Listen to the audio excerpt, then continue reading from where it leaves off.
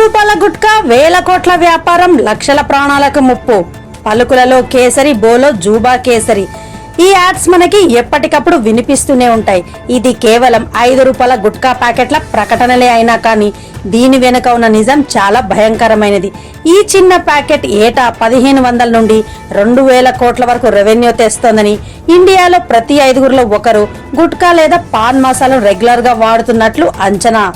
ఈ గుట్కా వల్ల ముఖ్యంగా నోటి క్యాన్సర్ కేసులు వేగంగా పెరుగుతున్నాయని WHO రిపోర్ట్ ప్రకారం ప్రపంచ నోటి క్యాన్సర్ కేసుల్లో 60% భారత్లోనే ఉన్నాయని, ప్రతి 6 సెకండ్లకు ఒక భారతీయుడు టొబాకో కారణంగా చనిపోతున్నట్లు నివేదికలు వెల్లడిస్తున్నాయి.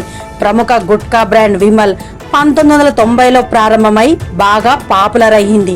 షారుఖ్ ఖాన్, అజయ్ దేవ్గన్, టైగర్ ష్రాఫ్, అక్షయ్ కుమార్ లాంటి పెద్ద పెద్ద సెలబ్రిటీల యాడ్ వల్ల ఈ బ్రాండ్ సేల్స్ అమాంతంగా పెరిగిపోయాయి.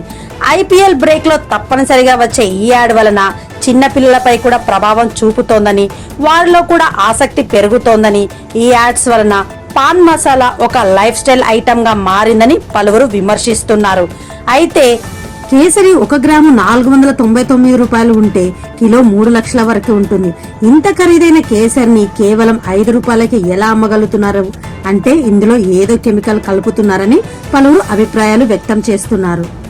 అయితే ఇది ప్రజారోగ్యంపై తీరని ముప్పుగా మారింది. యువత, టీనేజ్ పిల్లలు కూడా ఈ అలవాట్లకు బలవుతున్నారు.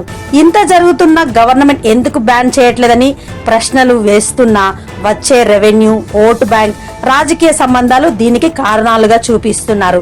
ఎందుకంటే ఈ పరిశ్రమలో లక్షలాది మందికి ఉపాధి ఉంది.